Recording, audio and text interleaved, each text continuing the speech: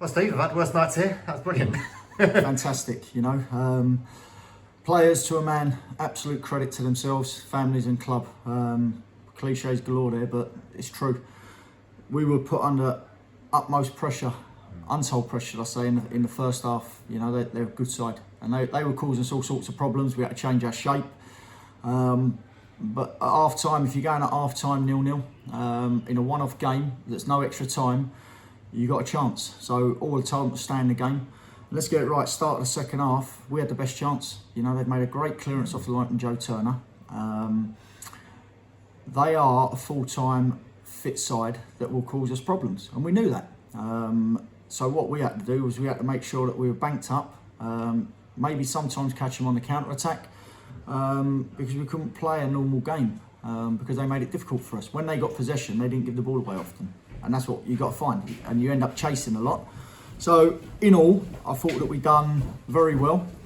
We got to 0-0 at half time, which is what we wanted, minimum. We still had a couple of chances to maybe score, not clear cut, but a couple of chances. And then, like I say, Woody was fantastic and cut inside, and Joe Turner.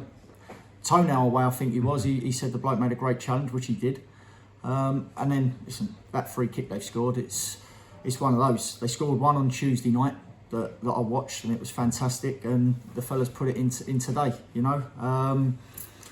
So we decided to go for it, and we stuck Ibs on as well. And within, I think, a minute or two, whatever it was, I don't know, lost count. We got a ball in the box, and Woody scored.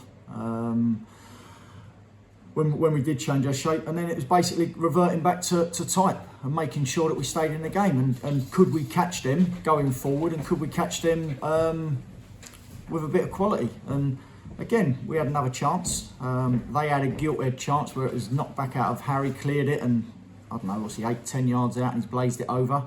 Need that bit of luck sometimes. Penalties are lottery, but we're on the right side of it this time, and couldn't be more elated. Couldn't be for the players. You know, Johnny's superb saves. Adam stepped up to take it, missed it. Luke Jenkins, confidence of a 19-year-old to go and bang it home.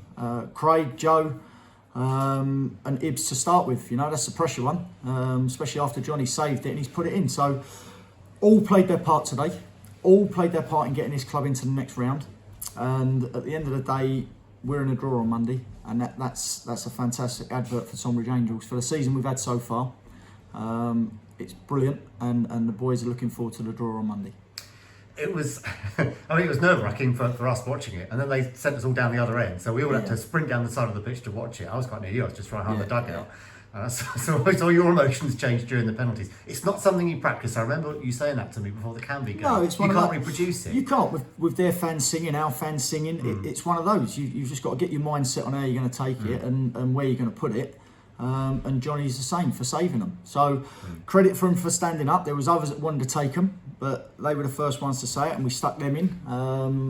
And like I say, it's a lottery, penalties. It is. You know, the goalkeeper goes the right way, reads the striker or the penalty taker and saves it, and then the next one's got to score to make sure that advantage counts. And like I say, I said to the fourth official when Johnny made the first save, I said there's a long way to go yet, and it proved it. But we held our nerve, buzzing, really buzzing, crowd for the fans and everything, and we hope to get another nice draw next time. And like I say, I harped on a bit at the start, but make no bones about it, they are a very, very good side. They're a league above. They're full time. They're comfortable on the ball. So we were going to be chasing shadows at times, but as long as we kept our discipline, which we did, I think, 95 times out of 100, you know, the odd error we're going to make, we stuck to our task, and end of the day we got a result. So very pleased. That's interesting how you decide. How do you decide which 5 players take at that point? Because you can't plan that in advance. You don't know which players are still going to be on the pitch. You don't know which players are exhausted, which ones seem up for it. Do they just have the conversation? No, in injury time, I wrote down, preempted and wrote down the penalty takes. If they had scored, or because they had another free kick, didn't they? Or if we had scored, then it don't matter. But I left it till then, and I wrote down 5 penalty takers, and there was only one out of them. When I asked who wanted them, 4 out of 5 were on that list. So it made my job easy. It was just putting them in the order then. And then again, they agreed themselves what order they were going to do it in, which is fine. And then we had the 6th and 7th one ready to step up as well. So it was one of those. we knew, again, we was up against it, Matt, but I'm so proud of them boys today, you know, and it's let's make no bones about it, we've had a horrendous season with results. We have, because we haven't been putting the ball in the net and making a mistake and getting punished, and that's why we are where we are in the league. But this is a little bit of a distraction, if you like, and people might think, well, it might be a wrong distraction, but it won't be, because it's enjoyable. We weren't expected to beat Torquay, let's get it right. Apart from within our camp that we thought where we could hurt them maybe at times, but very minimal.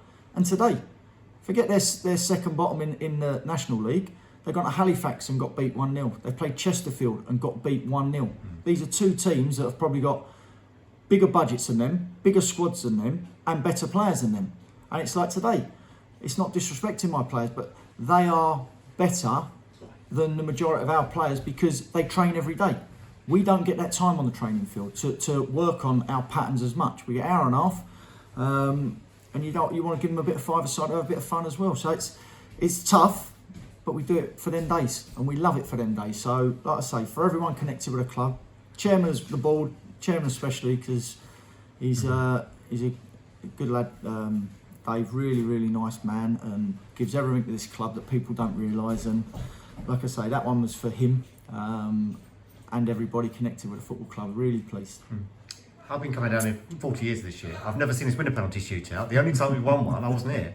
But none of us have seen us get to the last 16 of the FA Trophy before. That's club history, maybe. Well, there you go. That's one of those, Matt. You got to try and make break boundaries, should I say? And we've done that by getting into the last 16. You just got to believe. You've got to keep believing and hope that little bit of lady luck goes with you, and then can you progress again? But we're in a draw, so anything could happen now. You know, whoever we play, it's going to be another massive game and tough game. And all we've got to do is just turn up on the day, give our all, like we've done in every game we've played. And if we have that bit of lady luck, we'll progress again. If we don't, what a good run it's been. But I'm confident that we'll do all right. Right. Enjoy the evening. Thanks, mate. We'll do.